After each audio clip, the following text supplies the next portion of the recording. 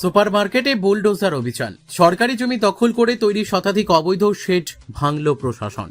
সরকারি জমি দখল করে তৈরি হওয়া অবৈধ অস্থায়ী দোকানঘরের বিরুদ্ধে বড়সড় অভিযান চালালো প্রশাসন। সোমবার ধূপগুড়ি সুপারমার্কেট চত্বরে বুলডোজার চালিয়ে একের পর এক অবৈধ শেড ভেঙে ফেলা হয়।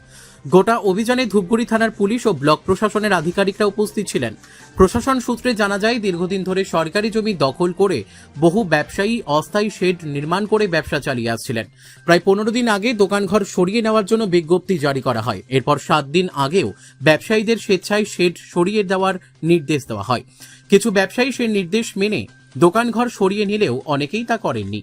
এরপরই সোমবার বুলডোজার দিয়ে উচ্ছেদ অভিযান চালানো হয়। স্থানীয়দের দাবি, ধূপগুড়ি সুপারমার্কেটে দীর্ঘদিন ধরে গ্রামাঞ্চল ও শহরের বহু ব্যবসায়ী কাঁচামাল কেনা বেচার জন্য অস্থায়ী দোকানঘর তৈরি করে ব্যবসা করতেন। খুশি থাকবো না, অবশ্যই খুশি থাকবো। মার্কেটটা এবং ফাঁকা থাকতেছে, মানুষজন সবাই গাড়ি চাকা রাখবে এবং সবার জনগণের সুবিধা হবে, তার জন্য আমরা সবাই খুশি থাকবো। কয়টা জেসিবি আসছে, মানে আর্থমুভি আসছে? উপস্থিত আছে 3টা। এই পর্যন্ত কয়টা দোকান ভাঙলো? এই বছর দেখা যাচ্ছে 1টা 2টা 3টা অলরেডি মিনিমাম 4টা দোকান ভেঙে দিচ্ছে। প্রশাসনের অভিযানে সেই সমস্ত অবৈধ শেড ভেঙে দেওয়া হয়েছে। ব্যবসায়ী নূর হোসেন জানান, ধূপগুড়ি সুপারমার্কেটে 350-রও বেশি অবৈধ ঘর ভাঙা হচ্ছে। এর আগে 4 তারিখে নোটিশ দেওয়া হয়েছিল। তিনি প্রায় 25 বছর ধরে এখানে ব্যবসা করছি। এখন ব্যবসা বন্ধ হয়ে গেলে স্ত্রী সন্তানদের নিয়ে কিভাবে সংসার চালাবো তা বুঝতে পারছি না। এবার যখন ভাঙতে আসে, আমরা ভাঙা বিরোধী না, আমাদের কথা ভাঙতে হলে সব ভাঙতে হবে। কেন পথ বিচার হবে?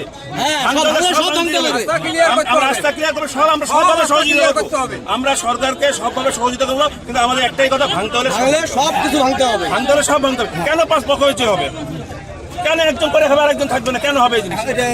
কি অভিযোগ রয়েছে? অভিযোগ আমরা সবভাবে সরকারকে সহযোগিতা করবো এই ভাইয়ের বিরুদ্ধে, কিন্তু আমাদের কথা পরিষ্কার যখন হচ্ছে, সম্পূর্ণ পরিষ্কার করতে হবে। মানে মার্কেটে যে কটি অবৈধ দোকান আছে সব পরিষ্কার করতে হবে, টোটাল পরিষ্কার করতে হবে। কেন এখানে আপনারা যে অভিযোগ করছেন তাহলে কি এক সাইডে বেছে বেছে বামপন্থী সরকার যখন ছিল, তারা এখানে নেতা তারা কিছু আমাদের এখানে ঘর হওয়ার কথা ছিল, ওই পাশে ঘর হওয়ার কথা ছিল, ওই সাইডে ঘরগুলো করে দেওয়া। তারপরে ওখানটা যে সেক্রেটারি ছিল, প্রভাবশালী লোক, সে কিছু টাকা খেয়ে ওই ঘরগুলো চার করে দেয়। তখন ওখানে একটা ক্যাচার লাগলো।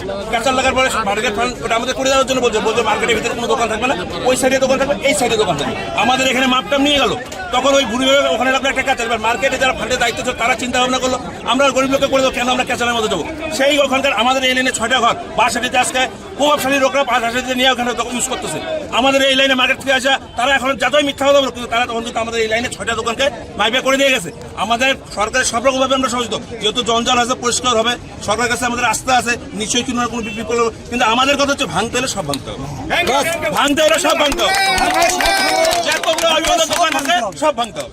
আনুমানিক কত দোকান হতে পারে? টোটাল আমি বলছি 400 জায়গায় আটকানো আছে। তার মধ্যে কর্মজীবী লোক আছে 70 থেকে 80 জন, যে জন্য এই 300 লোকের জন্য এই 100 লোকের হচ্ছে পেটে লাথি পড়তেছে। আপনাদের মধ্যেই অভিযোগ রয়েছে যে শেডগুলি যে তৈরি রয়েছে সরকারি, সেগুলোই নাকি ব্যবসায়ীরা না, তাদের 2টা-3টা করে ঘর আছে, তারপরেও তারা ঘর দখল করে বসে আছে। তারপরে তো মার্কেটে দুর্নীতি করে তো মার্কেট পারলে বেঁচে দিত কোনো একদিন। এই হচ্ছে এদের অবস্থা।